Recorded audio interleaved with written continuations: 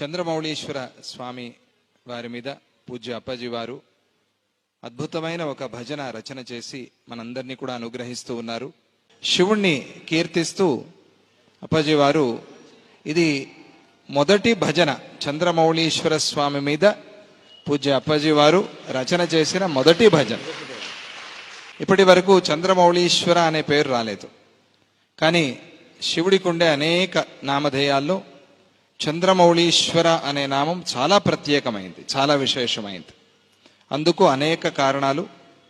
చంద్రుల్లో ఎన్ని దోషాలున్నా కూడా ఆయన నెత్తి మీద పెట్టుకున్నాడు. నెత్తి మీద ఎవరిని పెట్టుకుంటామంటే ఎవరి మీద చాలా ప్రేమ ఉంటుందో వాళ్ళని నెత్తి మీద పెట్టుకుంటాం. ఆ ప్రేమ ఉండాలి అంటే అటువంటి పనులు ఏవో చేసి ఉండాలి వాళ్ళు. కానీ అటువంటి పనులు ఏవి చేయలేదు చంద్రుడు, కానీ నెత్తి మీద పెట్టుకున్నాడు. అది శివుడి యొక్క గొప్పతనమే కానీ చంద్రుడి గొప్పతనమేమి కాదు.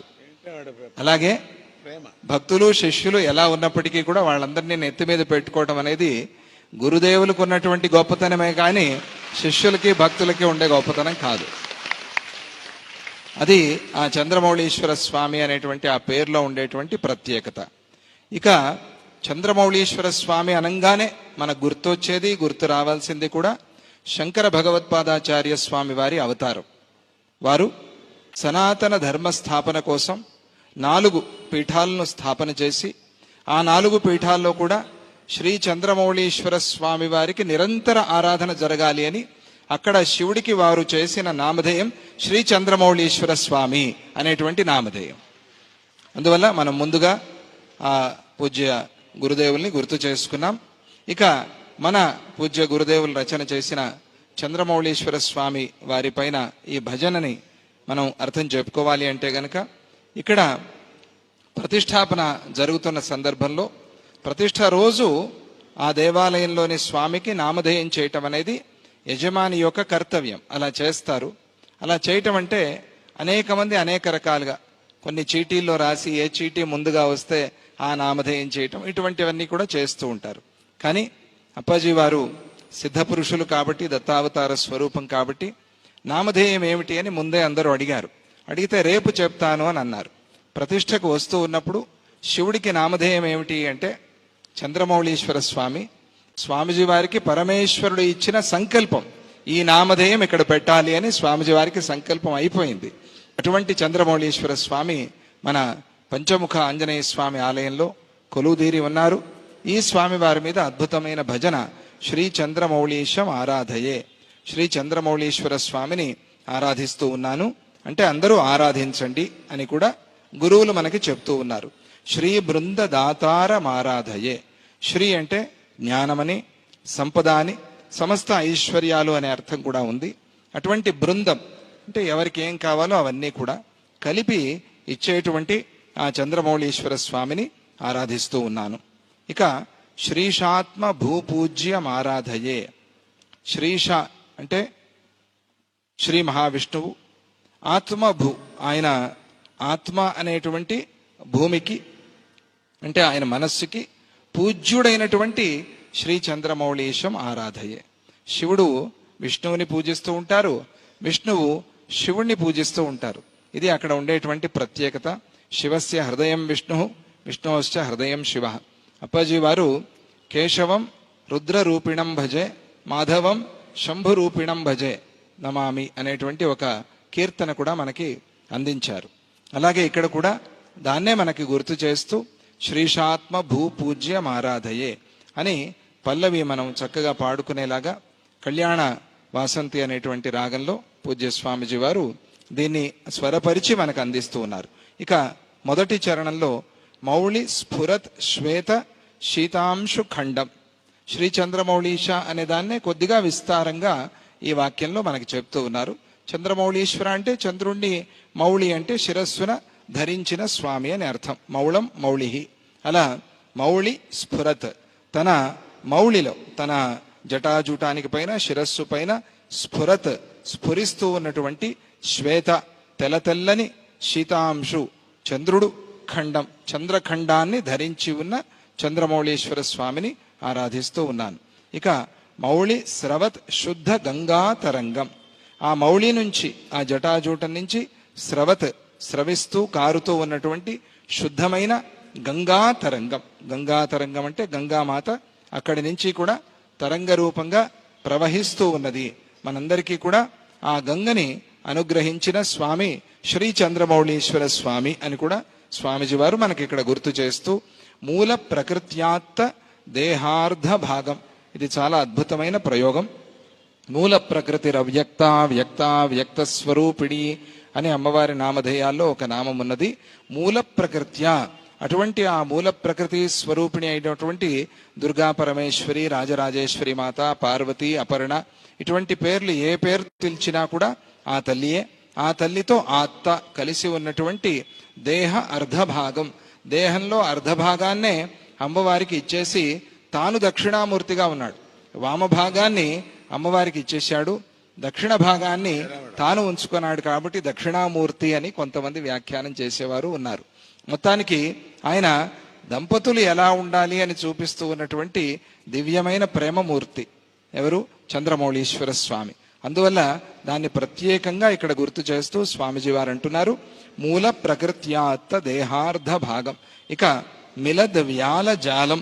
మిలత్ అంటే అక్కడ ఆయన కంఠంలో కానీ, ఆయన భుజానికి కానీ, ఆయన కేయూరాలు కానీ, ఆయన కంకణాలు కానీ, ఆయన ఉంగరాలు కానీ, ఆయన నడుము కట్టుకున్నటువంటి ఆ సూత్రం కానీ, పాదాలకు అలంకారం చేసుకున్నటువంటి కడియం కానీ, మళ్ళీ పాదాలకుండే వేళ్లకి పెట్టుకున్న ఉంగరాలు కానీ, మొత్తం అన్ని పాములే. అందువల్ల మిలద్ వ్యాల జాలం, ఒకటో రెండో పాములు కాదు, మొత్తం ఉన్న ప్రపంచంలో ఏ ఏ జాతి పాములు ఉన్నాయో ఆ పాములన్నీ శివుడి చుట్టూ ఉన్నాయి. ఎందుకంటే వాసుకియే ఆయన్ని ఆశ్రయించి ఉన్నాడు కాబట్టి. వాసుకి అంటే నాగరాజ, ఆయన ఉన్న సమస్త సర్పాలకి నాగాలకి కూడా అధిపతి కాబట్టి మిలద్ వ్యాల జాలం. దీనివల్ల సమస్త సర్పదోషాలు పరిహారం అవుతాయి. అటువంటి పదాన్ని స్వామిజీ వారు మనకి ఇక్కడ అందిస్తూ ఉన్నారు. ఎవరైతే ఈ భజన పాడుకుంటారో, ఈ కీర్తన పాడుకుంటారో, ఎవరైతే ఈ అర్థాన్ని కూడా భావన చేస్తారో అటువంటి వారికి సర్పదోషాలు పరిహారమయ్యి సర్పశాంతి కలిగేందుకోసం మిలద్ వ్యాల జాలం విభూత్యంగరాగం, విభూతినే అంగరాగంగా పూసుకుని మురిసిపోతూ ఉన్న స్వామి. ఆ స్వామి చంద్రమౌళీశ్వర స్వామి. అటువంటి శ్రీ చంద్రమౌళీశ్వర స్వామిని లేదా శ్రీ చంద్రమౌళీశ్వరుణ్ణి ఆరాధిస్తూ ఉన్నాను. ఇక ఆ స్వామికి అడ్రస్ లేకపోయినప్పటికీ మనకు అడ్రస్ తెలియాలి కదా, మనకంటూ అడ్రస్ ఉంటుంది కాబట్టి ఆ అడ్రస్ని ఇక్కడ స్వామీజీ చెప్తున్నారు. ఏమిటది అంటే పంచముఖ శ్రీ ఆంజనేయ ఆలయస్థం. మనమందరము ఆనందించి సంతోషంగా చెప్పుకునేటువంటిది. మా గురుదేవులు పూజ్య గణపతి సచ్చిదానంద స్వామిజీ వారు ప్రతిష్ఠ చేసిన బిహెచ్ఎల్ రామచంద్రాపురంలో ఉన్నటువంటి పంచముఖ ఆంజనేయ స్వామి సన్నిధిలో ఉన్న శ్రీ చంద్రమౌళీశ్వర స్వామిని ఆరాధిస్తూ ఉన్నాను అని ఒక అభిప్రాయం. ఇది మనం మహాసంకల్పంలో మొత్తం పైనుంచి వైకుంఠం నుంచి దిగి వచ్చి మన భూమికి వచ్చి ఈ భూమిలో భరతవర్షే భరతఖండే జంబూ ద్వీపే అని చెప్పుకున్నట్టుగా అలా అలా అక్కడ స్వామి కైలాసంలో ఉండే స్వామి అలా అలా అలా అలా వచ్చి పంచముఖ ఆంజనేయ స్వామి ఆలయంలో ఉన్నారు. అటువంటి ఆ స్వామిని ఆరాధిస్తూ ఉన్నాను. లలితానఘా దత్త నికట స్వరూపం. దత్తాత్రేయ స్వామి ఇక్కడ చాలా సుందరంగా, చాలా అద్భుతమైన ఒక స్వరూపంతో మనకి దర్శనమిస్తూ ఉంటారు. ఇటువంటి రచన స్వామిజీ వారు ఎక్కడా చేయలేదు, ఇక్కడ మాత్రమే జరిగింది. ఇక తరువాత ఇంకో చోట జరిగితే అది రెండవదే తప్ప మొదటిది మాత్రం మన బిహెచ్ఎల్ రామచంద్రాపురంలోనే. ఏమిటది అంటే ఇలా చప్పట్లు కొట్టించడానికి అందరూ అన్ని చోట్ల మాటలు చెప్తూ ఉంటారు. అటువంటి మాట కాదు ఇది, ఇది సత్యమైన మాట. ఏమిటి అంటే మనం అనఘాష్టమి వ్రతం చేసుకునేటువంటి యంత్రం ఏదైతే ఉందో ఆ యంత్రంలో సపుత్ర సపరివార అని అంటారే, అలా పుత్ర పరివార సమేతంగా దత్తాత్రేయ స్వామి అనఘామాతతో ఉన్న ఏకైక ఆలయం మన దగ్గరే ఉన్నది పంచముఖ ఆంజనేయ స్వామి సన్నిధిలో. కాబట్టి లలిత అనఘా దత్త నికట స్వరూపం. అటువంటి ఆ దత్తాత్రేయ స్వామికి చాలా దగ్గరగా ఉన్నటువంటి ఆ చంద్రమౌళీశ్వర స్వామిని ఆరాధిస్తూ ఉన్నాను. మందే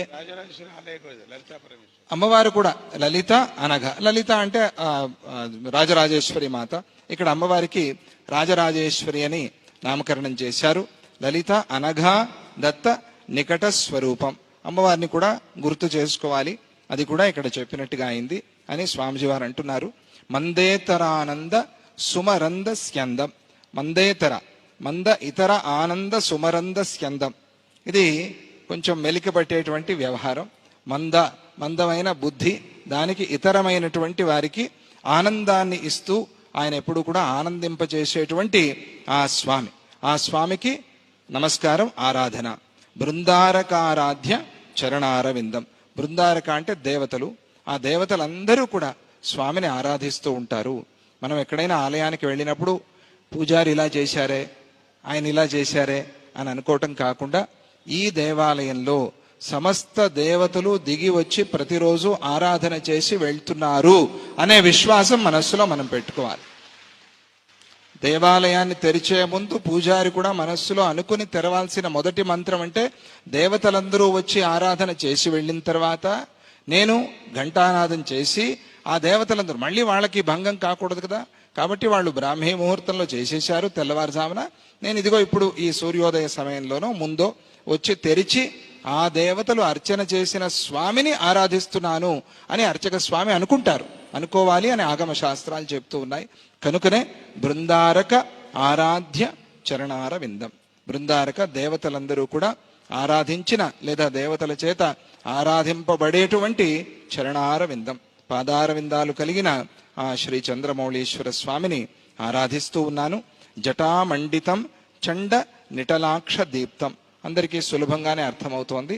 జటామండితం, జటాజూటంతో అలంకారంగా ఉన్నటువంటి స్వామి ఆయన. చండ నిటలాక్ష దీప్తం, చాలా ఉగ్రమైన లేదా చండం అంటే చాలా క్రోధపూరితమైన నిటలాక్ష దీప్తం. నిటలం అంటే కొంచెం వంకరైన అనే ఒక అర్థం ఉంది. నిటలాక్ష అటువంటి ఆ మూడవ కన్ను, అది ఆయన సామాన్యంగా తెరవడు. ఆ మూడవ కన్ను ఎప్పుడు తెరవాల్సి వచ్చింది అంటే, ఎవరైనా కోతి చేష్టలు చేస్తే తెరవాల్సి వస్తుంది. అటువంటి ఆ కోతి పని చేసిన వాడు మన్మథుడు, ఆయనతో చేయించిన వాడు ఇంద్రుడు. కాబట్టి ఆయన కోపం వచ్చింది, ఏమిటి నా మీద బాణాలు ప్రయోగించడానికి పంపించాడా అని చెప్పి మూడవ కన్ను తెరిచి ఆ మన్మథుడిని భస్మం చేశారు. కాబట్టి ఆయన చండ నిటలాక్ష దీప్తం. ఎప్పుడు ఆ మూడవ కన్ను తెరవరు, అది తెరవాలి అని మనం అనుకోకూడదు, అది ఎప్పుడూ ధ్యానంలో ఉంటుంది. ఆ రెండు కళ్ళతో మనల్ని చూస్తే చాలు. అలా చండ నిటలాక్ష దీప్తం, దాంతో దీప్తం బాగా ప్రజ్వలంగా ఉన్నటువంటి ఆ స్వామిని ఆరాధిస్తున్నాను. నటామంద డంబం, నట అమంద డంబం. నట అంటే ఆయన చేసేటువంటి నాట్యం, నటరాజస్వామి. అమంద చాలా విశేషమైన అలంకారంగా ఉన్నటువంటి ఆ స్వామి నటామంద డంబం. మహేశం పరేశం, ఆయన అందరికీ ప్రభువు, అందరికీ ఈశ్వరుడు. కాబట్టి ఆయన మహేశ, లోకాలను నడిపేటువంటి వాడు. అందువల్ల పరేశ, మహేశం పరేశం. పటు స్వచ్ఛ శ్రీ నీలకంఠ ప్రకాశం. శివుడు అనగానే ఆ చంద్రుడు ఆ విషయం రెండు గుర్తు రావాల్సిందే, లేకపోతే శివ ప్రార్థన పూర్తి కాదు. అందువల్ల పటు స్వచ్ఛ శ్రీ నీలకంఠ ప్రకాశం, చాలా స్వచ్ఛమైన నీలకంఠంతో ప్రకాశిస్తూ ఉన్న స్వామి. తెల్లగా ఉంటాడు శివుడు, కంఠం మాత్రం నీలంగా మెరిసిపోతూ ఉంటుంది. అందువల్ల పటు స్వచ్ఛ శ్రీ నీలకంఠ ప్రకాశం. అటువంటి ఆ స్వామి స్ఫుట స్నిగ్ధ శ్రీ సచ్చిదానందం ఈశం. స్ఫుటంగా స్నిగ్ధంగా చిక్కనైన సచ్చిదానంద స్వరూపుడైనటువంటి ఆ చంద్రమౌళీశ్వర స్వామిని ఆరాధిస్తూ ఉన్నాను. ఆయన వేరెవరో కాదు, మన ఎదురుగా ఉన్న గురుస్వరూపమే చంద్రమౌళీశ్వర స్వామి. ఆ చంద్రమౌళీశ్వరుడే గురువు. శివాయ గురవే నమః. అందరూ చెప్పండి, శివాయ గురవే నమః, శివాయ గురవే నమః, శంభవే గురవే నమః, శంభవే గురవే నమః. జై బలో శ్రీ చంద్రమౌళీశ్వర స్వామికి జై, బలో శ్రీ సచ్చిదానంద గురుమూర్తికి జై.